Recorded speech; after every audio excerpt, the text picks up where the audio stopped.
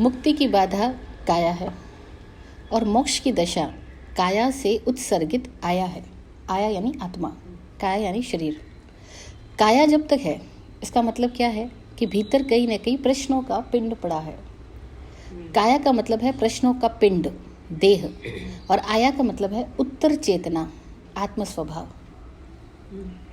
काया प्रश्न रूप है और आया उत्तर रूप है। कषायग्रस्त जीवात्मा असंख्य प्रश्नों से भरी है। हर अंग एक प्रश्न है, हर भंगिमा एक प्रश्न है, हर कायिक व्यापार एक प्रश्न है। हंसी, रुदन, उबासी, खांसी, छींक आदि सब प्रश्न है। चित्त प्रश्नों के जंगल में फंसी सेना, उत्तर की खोज, उलझी हुई रेवड़, रेवड़ यानी झुंड। उत्तर कहाँ है? उत्तर उसका स्वभाव है, काया का उत्सर्ग है। काया का उत्सर्ग यानी काया रूपी संसार से ऊपर उठ जाना, सर्ग संसार, ऊपर उठना। उत्तर कहाँ है? उत्तर आया का स्वभाव है, और वो कैसे प्रकट होगा? काया से उत्सर्गित होकर, कायोत्सर्ग। तस् उत्तरीकरणेनम, उसका उत्तरीकरण करना है। किसका उत्तरीकरण करना है? प्रश्नों के पिंड का उत्तरीकरण करना है। तस् उत्तरीकरणेनम, प्रश्नों का उत्तरीकरण करना है। वह स्वभाव में ठहरने के लिए कायोत्सर्ग के लिए उपस्थित होती है। यहाँ साधक कायोत्सर्ग के लिए उपस्थित हुआ है। क्यों उपस्थित हुआ है? क्योंकि उसके भीतर प्रश्न ही प्रश्न है। चित्त रूपी जंगल के अंदर हर एक चित्त दूसरे चित्त के साथ में कहीं न कहीं द्वंद्व में है, दुविधाग्रस्त है।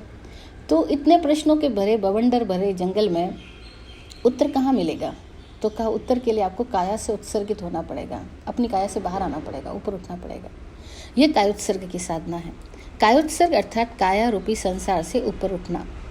मैं देह हूँ, इस बोध से परे हटकर मैं आत्मा हूँ, इस भान को जगाने की प्रक्रिया है कायोत्सर्ग। सर्ग शब्द का अर्थ होता है संसार। एक वह संसार है जो हमारे बाहर फैला हुआ है, एक वह है जो हमारे भीतर मन में है। भीतर में संसार हो तो ही बाहर उसका प्रक्षेपण हो सकता है, प्रोजेक्शन हो सकता है। भीतर में संसार नहीं तो बाहर का संसार ना हमें बांधता है, ना हमें रोकता है, ना हमें मोक्ष देता है। भीतर में संसार है, उसी का प्रोजेक्शन बाहर हो रहा है। उसी के प्रोजेक्शन के फल स्वरूप माँ, पिता, दादा, दादी, पति, पत्नी, भाई, बहन, सारे रिश्ते अपने अंदर के चित्त की ग्रंथियों की वजह से बाहर प्रकट हो रहे हैं। वरना सब इंसान इंसान है, लेकिन रिश्ते कहाँ बने? हमारे दिमाग में, हमारे चित्त में। कायोत्सर्ग वह साधना है जहाँ भीतर और बाहर के दोनों ही संसार की विदाई होकर आत्म सार में यानी स्वभाव में संस्थित हुआ जाता है, सम्यक प्रकार से स्थित हुआ जाता है। उत्सर्ग अर्थात ऊपर उठना, भीतरी संसार से ऊपर उठना। तन यानी ये काया वह संधि स्थान है जहाँ से चेतना बाहर यात्रा करती है, और मन वह संधि स्थान है जहाँ से चेतना अंदर की तरफ यात्रा करती है।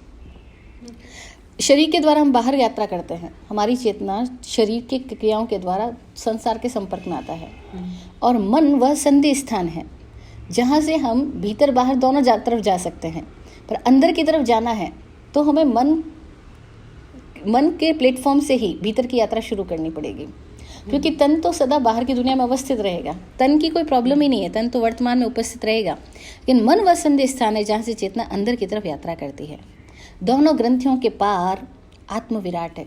तन और मन दोनों की ग्रंथियों के पार आत्मा विराट है। अतः जब तक तन पर ममत्व है, मैं तन हूँ ऐसा भाव है, तब तक स्वभाव स्मरण नहीं हो सकता। अच्छा, तन से तो हट भी जाओ।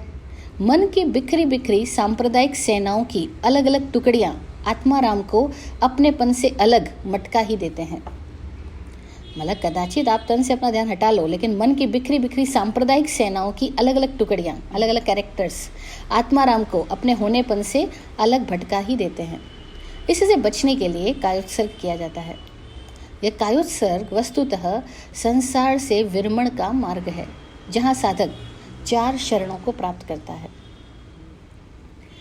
सबसे पहले तस् उत्तरीकरणेनम अर्थात उन प्रश्नों में, उन पूर्वाग्रहों में घिरी आत्मा का उत्तरीकरण करने के लिए, समाधानित करने के लिए अरहंत का शरणा लिया जाता है। यह प्रथम मंगल है, जिसमें प्रवेश करने पर साधक दर्शन पाता है। अरहंत की स्तुति दर्शन शुद्धि का कारण बनती है। शुद्ध दर्शन ही समाधान है। वस्तुतः समस्या मात्र अशुद्ध दर्शन है। सारी समस्याएं निगेटिव मेंटलिटी से ही पैदा होती है। कहा भी गया है ना कि नज़र यदि सही है तो हर राह सहेली है, नज़र यदि टेढ़ी है तो हर राह पहेली है। यह शंकाओं से भरा संसारी चित्त यदि सम्यक दर्शन को उपलब्ध हो जाए तो संसार साधना की सीढ़ियां ही नजर आएगा। हर प्रश्न स्वयं में उत्तर छुपाए रहता है। प्रश्नों की लंबाई चौड़ाई में उलझा चित्त बाहर समाधान खोजता है, बाहर सहारा पाना चाहता है। बाहरी हर परिस्थिति साधक को दासता से आबद्ध करती है और गुलामी कभी समाधान नहीं हो सकती। जबकि प्रश्नों की गहराई में उतरने वाला जिज्ञासु उसी प्रश्न की संरचना में निष्पक्ष झांकने वाला कभी अनुत्तरित नहीं रहता। यह गहराई को देखने वाली आंख अरहंत की कृपा से प्राप्त होती है। इसलिए सर्वप्रथम स्वभाव रमण हेतु किए जाने वाले कायोत्सर्ग में अरहंत प्रभु का शरणा स्वीकार किया जाता है। यही बात श्रीमद् राजचंद्र जी ने इस प्रकार कही, नयन बिना पावे नहीं, बिना नयन की बात, सेवे सद्गुरु चरण को सो पावे साक्षात। सभी प्रश्नों का समाधान, सभी भूत कर्मों की सकाम निर्जरा और संपूर्ण शांति का आधार मात्र सम्यक दर्शन है। अतः उत्तरीकरण नामक पहले सोपान में साधक अरहंत का ध्यान करता है। शेष साधना गुरुगम्य, गुरु शिष्य को व्यक्तिगत रूप से आगे की साधनाएं देता है। परंतु संक्षेप में हम समझें कि उत्तरीकरणेनम तस्य उत्तरीकरणेनम मतलब उसका उत्तरीकरण करने के लिए, तस्य यानी उसका मतलब किसका? उस प्रश्नों से भरे चित्त का, उस प्रश्नों के भरे पिंड का, उस काया का जो प्रश्नों की वजह से पैदा हुई है। काया क्यों पैदा हुई? क्योंकि इच्छाएं अवशेष रह गई, प्रश्न अवशेष रह गए तो काया बनी। इन काया और मन की जो ग्रंथियां हैं, इनका उत्तरीकरण करने के लिए कायोत्सर्ग किया जाता है। कायोत्सर्ग यानी काया से ऊपर उठा जाता है, और काया से ऊपर उठते तब अरहंत का शरणा लिया जाता है। अरहंत हमें वह ज्ञान विशुद्धि दर्शन शुद्धि देता है कि धीरे धीरे हमारे अंदर वो दृष्टि पैदा होती है कि हम अपने ही प्रश्नों को निष्पक्ष होकर देख पाते हैं। और जैसे जैसे निष्पक्ष देखने वाली आंख प्रकट होगी, उन्हीं प्रश्नों के भीतर छुपा हुआ समाधान हमें समझ में आने लग जाएगा। ये तस्य उत्तरीकरणेनम का पहले शब्द का यह भावार्थ और तात्पर्यार्थ है। अब दूसरा पायच्छित्त करणेनम, तस्य उत्तरीकरणेनम पायच्छित्त करणेनम। पायच्छित्त यानी प्रायश्चित, प्रायश्चित्त करणेनम यानी करने के लिए, प्रायश्चित करने के लिए। संपूर्ण साधना सूत्रों को विराट गुरु जी कहते हैं कि दो खंडों में बांटा जा सकता है। एक है चरण साधना, दूसरी है करण साधना। कोई भी साधना पद्धति इन दोनों पक्षों को स्वयं में समाहित किए हुए ही होती है। हर साधना में चरण भी होगा और करण भी होगा। साधना का चरण पक्ष जहाँ दर्शन विशुद्धि करता है, वहीं साधना का करण पक्ष उस दर्शन विशुद्धि की प्रक्रिया अथवा प्राप्त शुद्ध दर्शन की स्थूल अभिव्यक्ति को इंगित करता है।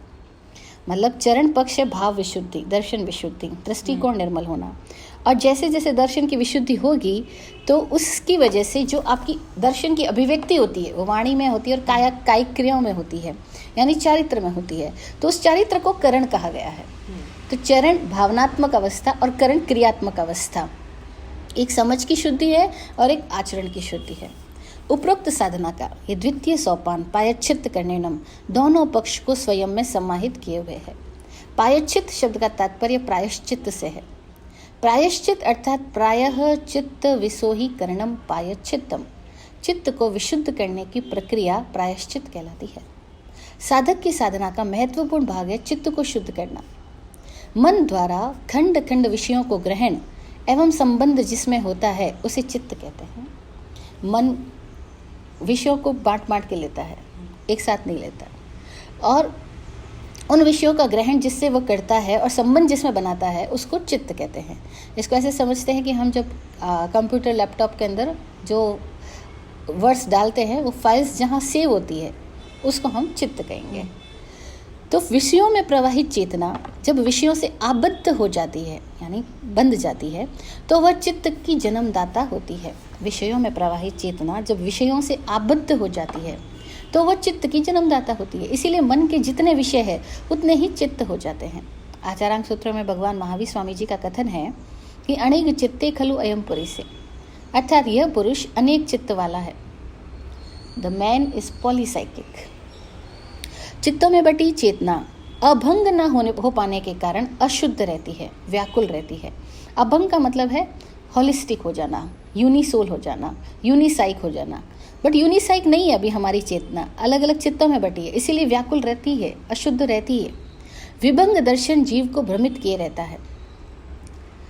विभंग दर्शन जीव को भ्रमित किए रहता है। क्यों? क्योंकि जब जो सामने विषय आता है हमारा मन उसके साथ आकर्षण विकर्षण के प्रवाह में बह जाता है, इसलिए भ्रमणा पैदा रहती है, होती रहती है।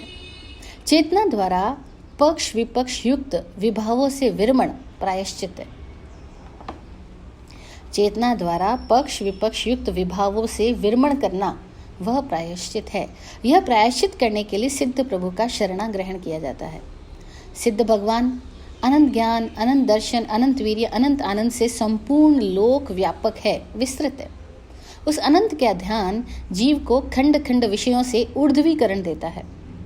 जैसे जैसे आप अपने आप को विराट महसूस करते हो, अनंत की तरफ ध्यान देते हो, आपका ध्यान छोटी छोटी बातों से ऊपर उठ जाता है, ऊर्ध्वगमित हो जाता है। विषयों में निष्पक्षता आने पर चित्त एकीकृत होने लगता है और एकीकृत चित्त का उत्सर्गीकरण आसान हो जाता है। विषयों में जैसे जैसे निष्पक्षता आती जाएगी चित्त एकीकृत होता जाएगा। क्योंकि चित्त बढ़ क्यों रहा है? क्योंकि पक्ष विपक्ष बना हुआ है, अच्छा बुरा बना हुआ है, पाना खोना बना हुआ है, संयोग वियोग बना है, लाभ हानि बने हैं, हर्ष विषाद बना हुआ है। जब तक ये द्वंद्वों में चित्त है तब तक वो पक्ष में भी और विपक्ष में भी है। जैसे चित्त विषयों से निष्पक्ष होने लगेगा वो एकीकृत होने लग जाएगा, ओघ होने लग जाएगा, क्रिस्टलाइज होने लग जाएगा। और क्रिस्टलाइज चित्त का उत्सर्गीकरण आसान हो जाता है। जैसे कि बालू में मिट्टी अगर हाथ में ले रहे हैं और हाथ में मिट्टी भर के ऊपर हाथ उठाते हैं, मुट्ठी उठाते हैं, तब तक वो निकल जाती है, रेत फिसल जाती है। तो रेत की तरह हमारा चित्त हर वक्त फिसलता रहता है। लेकिन अगर उसी बालू मिट्टी को अगर तेल आदि कुछ भी लिक्विड डाल करके उसको कनेक्ट करके गोला बना दिया जाए, अब गोला बना करके उसको फेंकना हो तो बड़ा आसान हो जाता है। तो ठीक है, ऐसे ही चित्त अगर एकीकृत हो जाए, क्रिस्टलाइज हो जाए, क्रिस्टलाइज साइक हो जाए हम, तो उत्सर्गीकरण यानी उससे ऊपर उठ जाना, उसको हटा देना बहुत आसान होता है। यही कायोत्सर्ग के द्वितीय प्रयोजन प्रायश्चित्त करनेनम की साधना का संक्षिप्त सार है। यहाँ साधक सिद्ध प्रभु का शरणा प्राप्त करता है। अब वो सिद्ध प्रभु की स्तुति करता है। सिद्ध प्रभु की स्तुति करने से क्या होगा कि आत्मा अपनी विराट दशा में आती है, क्योंकि सिद्ध लोक व्यापक है, सिद्ध अनंत अवस्था है। तो अनंत अवस्था का जैसे ही हम ध्यान करते हैं वैसे हमारे अंदर भी विराट दशा प्रकट होने लगती है। और जैसे जैसे विराट दशा प्रकट होने लगती है, जो खंड खंड चेतना में हमारा प्राण प्रवाह हो रहा था वह ऊर्ध्वगमित होना शुरू हो जाता है और वहाँ से हम एकीकृत होने लग जाते हैं। तो सिद्ध का ध्यान हमें निष्पक्षता देता है, विराटता देता है, और तब चित्त की पकड़ से हम मुक्त हो जाते हैं। और चित्त की पकड़ से मुक्त हुए तो चित्त विशुद्धि हो गई, दैट इज प्रायश्चित्त करनेनम। वह चेतना जिससे पाप कर्म निकलते हैं, उस चेतना को ही रूपांतरित करने का साधन प्रायश्चित्त करण है। मतलब हमें विषय को नहीं बदलना जाना है। हमें जल्दी से हम सोचे इस आदमी को अब तक हम बहुत प्यार कर रहे थे, अब छोड़ दें, तो हम छोड़ नहीं पाएंगे। ऊपर से कह भी देंगे छोड़ दिया मैंने, पर अंदर में चित्त बदला ही नहीं है। तो हम ऊपर से कितनी ही प्रक्रिया अपनाएंगे तो भी अंदर की चित्त विशुद्धि नहीं हुई, तब तक धारा रह रह करके उधर ही दशा में बहेगी। तो उस दिशा से हटाने के लिए हमें प्रायश्चित्त करना होगा, और प्रायश्चित्त करते हुए सिद्ध प्रभु का ध्यान करते जाओ और चित्त की विशुद्धि होती जाएगी। तो जिससे पाप कर्म निकलते हैं, जिससे विभाव प्रकट होता है, उस चेतना का ही रूपांतरण करने का नाम प्रायश्चित्त करनेनम है। इससे शुद्ध चैतन्य स्थिति की आय होती है, प्राप्ति होती है। निराकार, शुद्ध, निरंजन आत्मदेव का ध्यान चेतना को विराट अनुभव देता है, और यह अनुभव आसक्त जीव को मुक्त करता है। तो आसक्ति से मुक्ति के लिए सिद्ध प्रभु का ध्यान करो। और सिद्ध प्रभु का ध्यान का मतलब क्या हुआ? सर्वथा निसंग अवस्था में बैठ जाओ। इसका एक उपाय और भी है कि आप खुले आकाश के नीचे सीधे लेट जाओ और एक चित लेट करके खुले आकाश की विराटता को अपलक निहारते जाओ। तो धीरे धीरे धीरे धीरे बहुत सारे चित्त बादलों की तरह आपके दिमाग में आएंगे, प्रकट होंगे और चले जाएंगे। और किसी चित्त के साथ रमण नहीं करना, बस एक ही चीज़ का ध्यान रखना। और तब क्या होगा कि कहीं ना कहीं वो आकाश, भीतर के आकाश के साथ एकाकार होने लगेगा और हम अपने भीतर से मुक्त होने लग जाएंगे, चित्तों से मुक्त होने लग जाएंगे। और जैसे जैसे अपने भीतर चित्त से मुक्ति प्रकट होएगी, इस काया और चित्त की पकड़ छूटने के साथ ही बाहरी विषयों के प्रति जो आकर्षण और आसक्ति बनी हुई है दिमाग में, वो हटने लग जाएगी। और फिर वो विषय अगर वस्तु सामने आए अथवा न आए, दोनों में हमारे अंदर उसके प्रति जो आसक्ति या इफेक्ट पैदा होता है, वो इफेक्ट पैदा होना बंद हो जाएगा। इफेक्ट पैदा बंद होए यही जरूरी है। विषय महत्वपूर्ण नहीं है, महत्वपूर्ण है उसका प्रभाव। वो प्रभाव खत्म होने लग जाएंगे बाहर की चीज़ों के, तो हम स्वभाव में रहना शुरू हो जाएंगे। और स्वभाव में रहने का अभ्यास जितना होता जाएगा, बाहर का प्रभाव घटता चला जाएगा। ये प्रायश्चित करने की साधना है। तो तस्य उत्तरीकरणम और तस्य प्रायश्चित करणम। तो कायोत्सर्ग दो कारणों से, उत्तरीकरण, प्रायश्चित करण, ये दो कारण हो गए। अब तीसरा कारण है, चित्त को शुद्ध करने के बाद, प्रायश्चित करने के बाद उसका विशोधीकरण करना जरूरी है। तो का विसोहीकरणम, तस्य उत्तरीकरणम, प्रायश्चित करणम, विसोहीकरणम। विसोही मतलब विशुद्धि, विशोधन। चित्त शुद्ध होना अलग बात है और चित्त शून्य होना अलग बात है। जब तक चंचल मन विद्यमान है, तब तक चाह कर भी ज्ञाता दृष्टा स्थिति में सातत्य नहीं रह सकता। जब तक मन में चंचलता विद्यमान है, तब तक चाह कर भी ज्ञाता दृष्टा की स्थिति में आप सतत नहीं रह सकते। थोड़ी देर के लिए आते हो, फिर हट जाते हो। मनोभूमि पर चलने वाले तूफान साधक को बार बार विचलित करते रहते हैं। अतः कायोत्सर्ग प्रक्रिया का तीसरा सोपान विसोहीकरणम है। विसोहीकरणम अर्थात विशोधी करने के लिए विशेष रूप से शोधन करना, विशोधन करना कहलाता है। शोध में सातत्य और तटस्थता विशोधन की प्रक्रिया है। यहाँ पर साधक साधु भाव का शरणा प्राप्त करता है।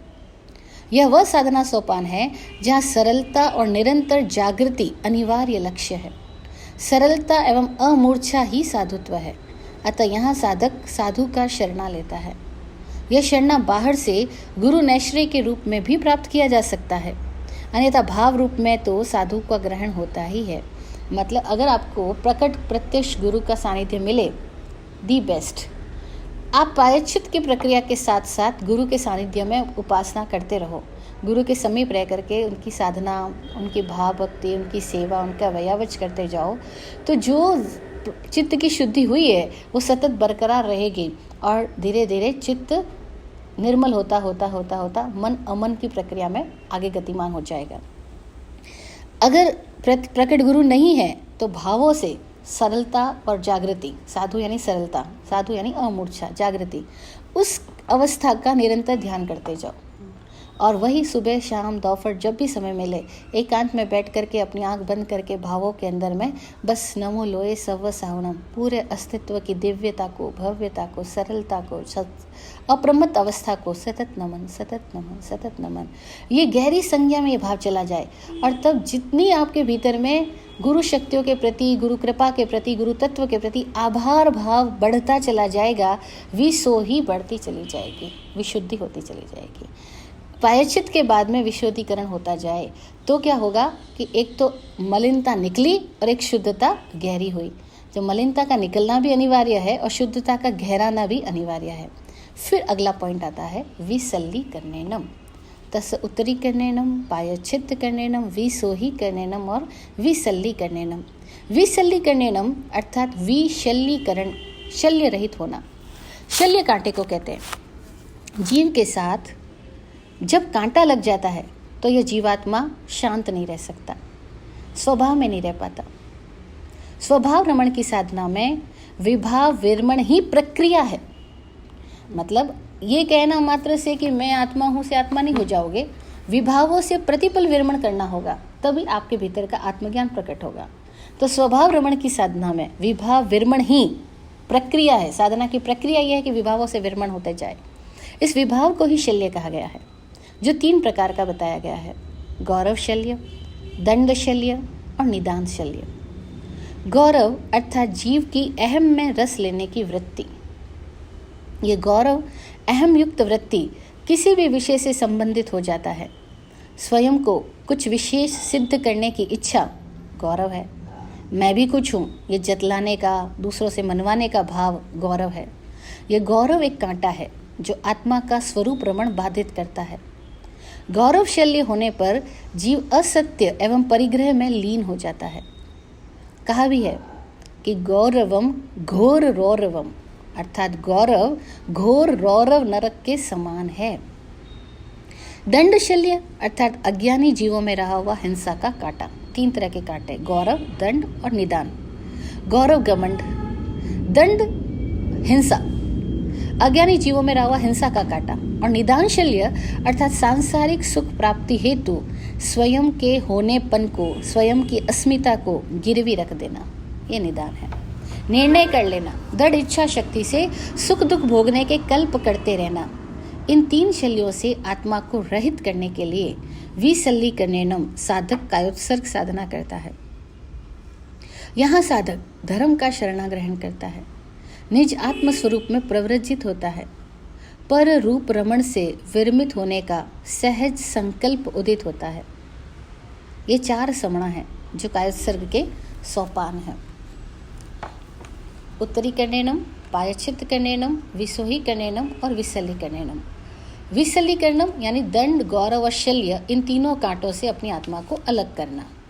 अब ये विसल्लीकरणम की जो साधना है, यहाँ वाणी का शरणा लिया जाएगा। अरहंत का शरणा लिया, सिद्ध का शरणा लिया, साहू का शरणा लिया। अब चौथा आगम वाणी का शरणा, केवली पन्नतम दमम शरणम। इस विशल्यीकरण के लिए बहुत जरूरी है कि सतत गुरुवाणी सुनते रहो, गुरुवाणी की उपासना करते रहो। जितना जितना गुरुवाणी के सागर में डूबते जाओगे, उतना उतना आपके भीतर की निदान, जो दूसरी सांसारिक इच्छाओं की पूर्ति के लिए अपनी अस्मिता को गिरवी रखने की आदत, वो खत्म होती चली जाएगी। क्योंकि वो जो सुख आएगा वाणी के माध्यम से, वह सुख दुनिया के सारे सुखों से श्रेष्ठ है। और वो जिसको अनुभव हो जाता है, वो फिर छोटे मोटे सुखों के लिए लालसा उसके अंदर की ऑटोमेटिकली समाप्त हो जाती है। जैसे पानी से, वारी से भूमि की मलिनताएं ऑटोमेटिकली बह के खत्म हो जाएगी, ऐसे ही वाणी से हमारे मनोभूमि की मलिनताएं भी ऑटोमेटिकली बह करके समाप्त हो जाती है। इसीलिए वाणी की स्नान करो। शावर किसका लेना है? गुरुवाणी का शावर लेना है। तो गुरुवाणी का शावर लेते लेते अंदर से दंड, गौरव और शल्य तीनों से रहित होते जाओगे। इस विसल्लीकरण की साधना के लिए कायोत्सर्ग करो। तो जब प्रवचन सुनने बैठे हैं तो कायोत्सर्ग मुद्रा में बैठ जाओ, आंख बंद कर लो और केवल गुरु और आप, बाकी पूरी दीन दुनिया को भूल जाओ। आसपास कोई नहीं है, केवल गुरु है और आप है। और उस ऐसे नहाओ जैसे कि बस आप बाथरूम में बैठ करके आंखें बंद करके नहा रहे हो, ऐसे गुरुवाणी में नहाते जाओ। अंदर की शुद्धि होती चली जाएगी, बशर्ते सामने वाले की वाणी गुरु की वाणी हो। अगर सामने वाले की वाणी खाली कथावाचक की वाणी है तो जरूरी नहीं है कैसी घटना घटे। वो खुद भी अगर वो खंड खंड बोल रहा है, खंड खंड चित्त में उलझा हुआ है, तो जरूरी नहीं है कि सामने वाले को रूपांतरित कर पाए। लेकिन गुरु वाणी है तो वो सामने वाले को रूपांतरित करने की क्षमता रखती है। तो इस प्रकार से कायोत्सर्ग साधना 4 कारणों से की जाती है: उत्तरीकरण के लिए, प्रायश्चित के लिए, विशुद्धि के लिए और विशल्यीकरण करने के लिए। और इस कायोत्सर्ग साधना से चेतना पूर्णतया रूपांतरित हो जाती है। जय हो, जय हो, जय हो। जय विराट शांति गुरुवे नमः। विराट गुरुदेव को अनंत प्रणाम जिन्होंने ये सारा ज्ञान दिया। ओम शांति, ओम शांति।